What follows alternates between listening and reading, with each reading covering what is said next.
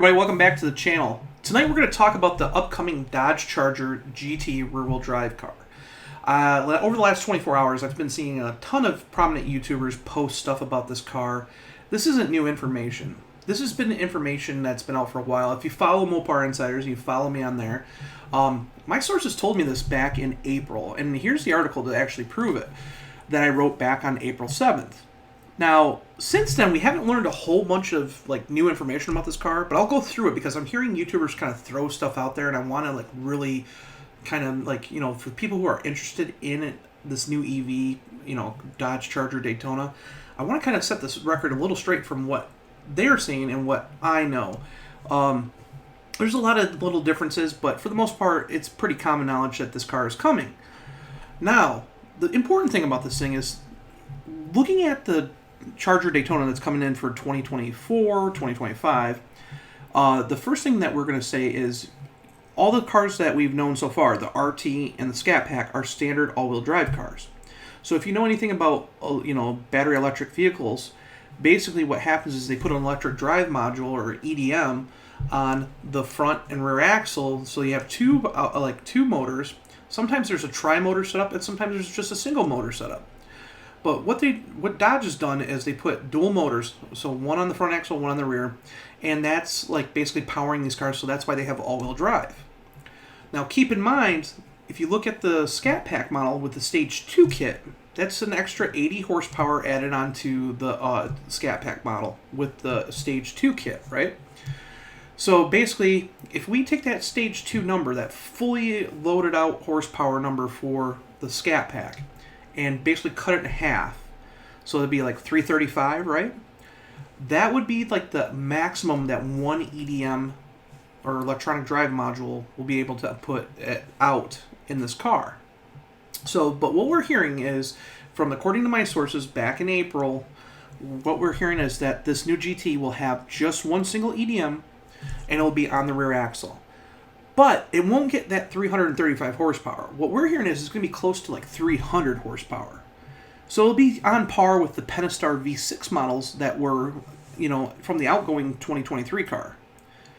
Now, the important thing, what is important about this GT model is the fact that it will lower the price of the vehicle. And it will also benefit the range of the car as well.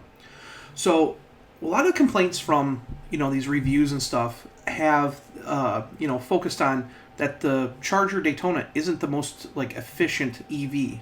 A lot of EVers are complaining that, hey, it doesn't have the range that Tesla cars do, and it's kind of funny because this car is not the most aerodynamic car compared to the jelly bean shaped Tesla Model S.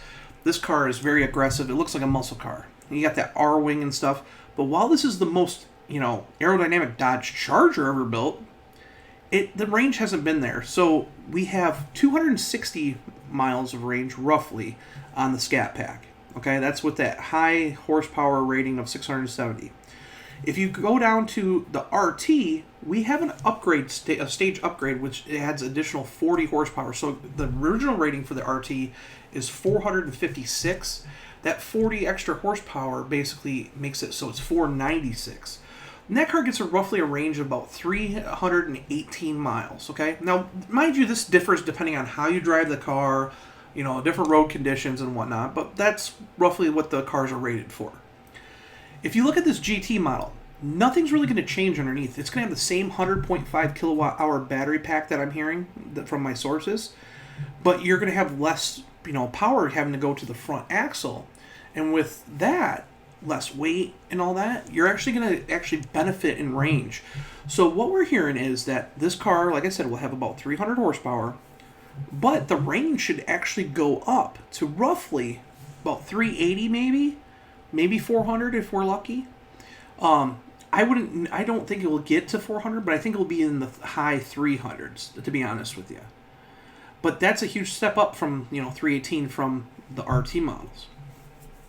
Another thing is cost. I've seen a couple YouTubers throw stuff out. One YouTuber posted that this car is going to be under $30,000. There is no way this car is going to be under $30,000. Given that how Dodge has price structured the Charger Daytona right now, I honestly think it's overpriced to begin with. This car needs to be more competitive. I mean, Elon Musk just came out and said, hey, we're going to lower the price of the Plaid down to $3,000 more than what the fully loaded Scat Pack is. So, I mean, for like, $88,000, you can get a new Tesla Model S Plaid, which will stomp the heck out of this thing, no problem. And it's a little bit smaller of a car, but it's roughly about the same size compared to other EV, passenger cars. So, what people don't understand is Elon's had a lot of, obviously they've been around for a long time. They build all their stuff in-house. They build their own EDMs. They build, their e-motors. They build, their own transmissions. They build their own battery packs for the most part. They design their own battery packs. So Tesla's got the upper hand where Dodge is relying on, yes, Stellantis can, package it and design it, but they have, third-party suppliers taking and building their equipment. Not like Tesla, which is building all their stuff in-house. So they're going to have to pay more for these cars. But the problem is the car I drove earlier this month, this month was, $85,000 sticker price for a Scat Pack. I mean, that's just nuts. Yeah, it was fully loaded, but it wasn't an $85,000 car. That was probably my biggest gripe about the thing. I love the car. The car drives great. I mean, you've seen all these reviews, and it's kind of funny because people hate the fact, like I said, these EV people that Dodge brought in to drive the car, they hate it because it's not an EV. It's not jelly bean shaped. It doesn't get great range, whatever. Then you have these muscle car purists who come in and test drove the car, and they hate it because, well, it's an EV. So it's a double whammy with this car.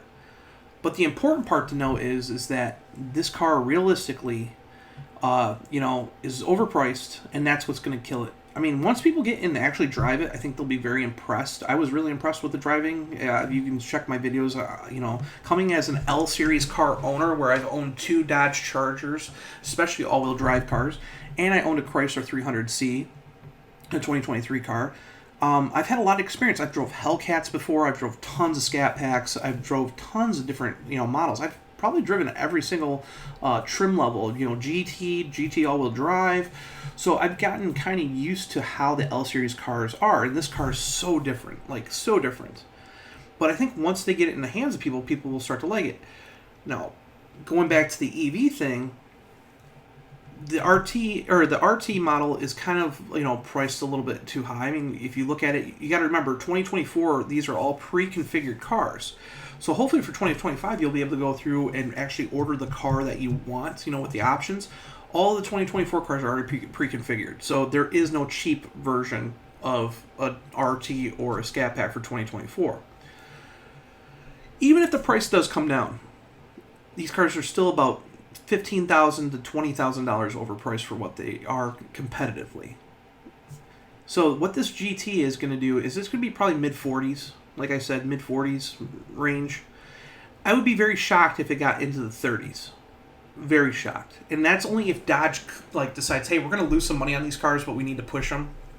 So we're going to put rebates and stuff on them and lower the car down in price. Now, keep in mind, Dodge has a while for this thing to come out.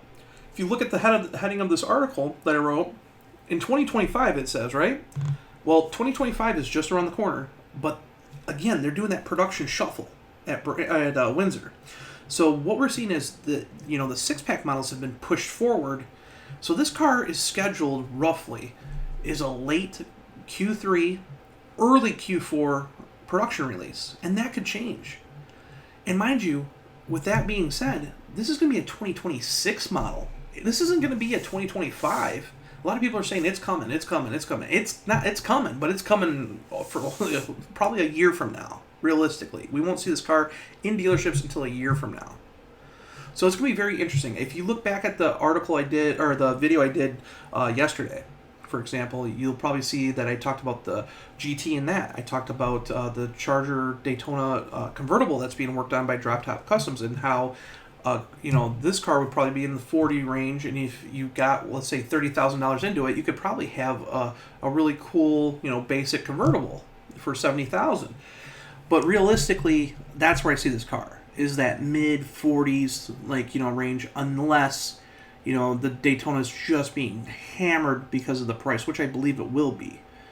But I don't see this thing being under $40,000. Now, keep in mind, Dodge will post stuff like, "Hey, this has got a tax rebate and all this stuff if you lease it for $7,500." That's fine, but that's not the original price of the car. That's not what you're going to the dealer and actually paying. You're getting that as a rebate, like a refund, for buying an EV. It's a credit. And those aren't even guaranteed to stay around because Trump's coming in on January 20th, and he said, "Hey, we're going to level the playing field."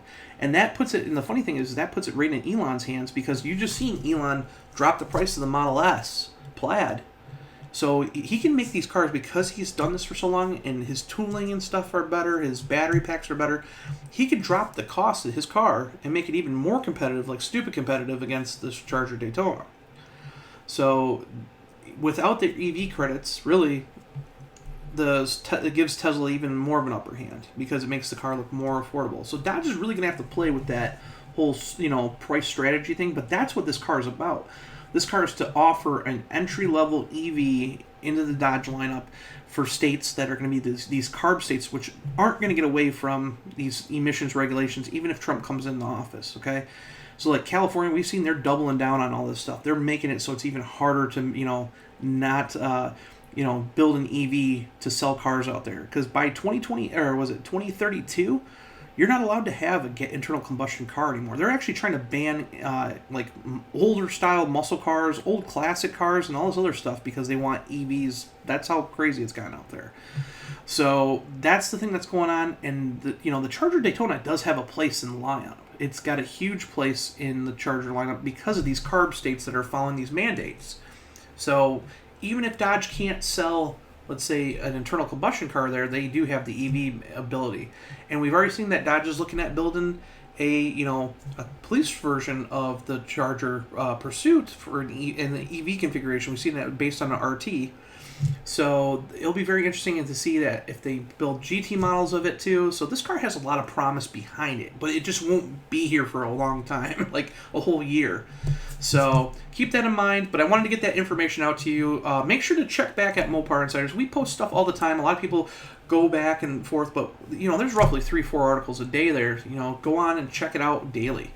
And make sure to hit subscribe. If there's things that are coming out that people are saying in that, I'm going to try to align it with what I know. I don't like hearing false information because people get kind of crazy about this stuff, but it's a lot of YouTubers are saying, yeah, this car is coming. It is, but it's still a long way out. So keep that in mind. But hit subscribe, and I'll see you in the next video. Bye.